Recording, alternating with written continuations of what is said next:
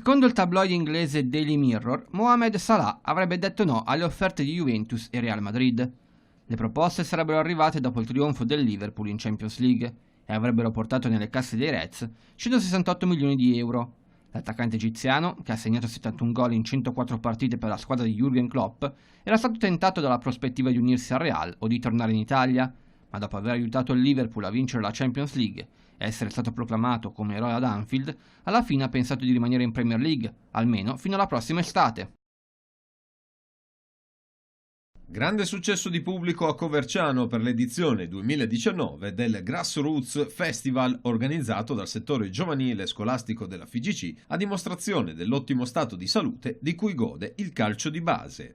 Il calcio di base italiano è un calcio molto vivo, i numeri continuano a essere importanti e questo devo dire anche grazie al lavoro che negli anni è stato sempre fatto dal settore giovanile scolastico, con la sua attività nazionale ma soprattutto con quella regionale.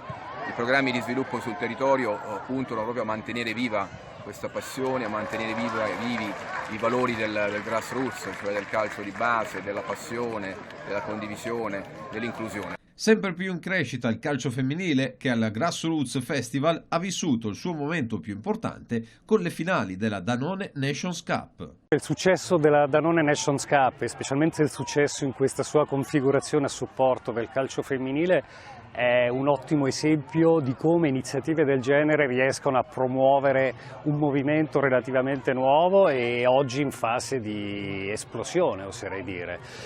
Oggi siamo anche fortunati perché questa finale è anche in concomitanza con l'avventura della nostra nazionale mondiale di Francia e quindi c'è un'attenzione mediatica massima, direi quasi epocale, nei confronti del calcio femminile. La Fondazione Danone è qui a Coverciano in questa splendida struttura della Federazione Italiana Gioco Calcio con la sua Danone Nation Cup perché crede fermamente nei valori etici dello sport, nei valori anche educativi dello sport e nell'ambito dell'educazione anche quello dell'educazione alimentare. A vincere la Danone Nations Cup è stato il Napoli Under 12 femminile, che volerà a Barcellona per rappresentare l'Italia assieme all'Inter, campione lo scorso anno. La soddisfazione più grossa che potevo avere nella mia carriera da allenatore. Devo ringraziare la società, i dirigenti, il direttore e soprattutto queste splendide ragazze che sono state eccezionali. Tornare in Formula 1 nel 2020 e magari in Ferrari? Non lo so. Ha risposto così Fernando Alonso a Le Mans per partecipare alla 24 ore sul proprio futuro.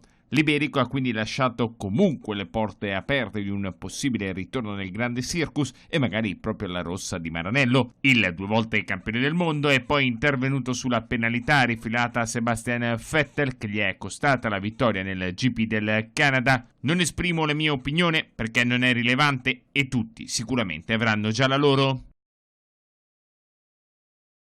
Dopo essersi conquistato un posto nel box Ducati ufficiale, Danilo Petrucci è pronto per continuare ancora la sua avventura con la casa di Borgo Panigale.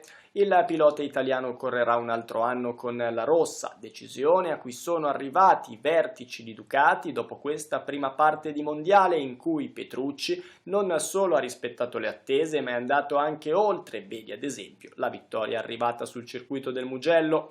Il nostro desiderio è mantenere le cose così come sono, ha spiegato Paolo Ciabatti, solo se avremo la possibilità di avere una scuderia ufficiale che lavora bene come quella di Dovizioso e Petrucci ed una satellite come Pramac che fa altrettanto, allora vinceremo.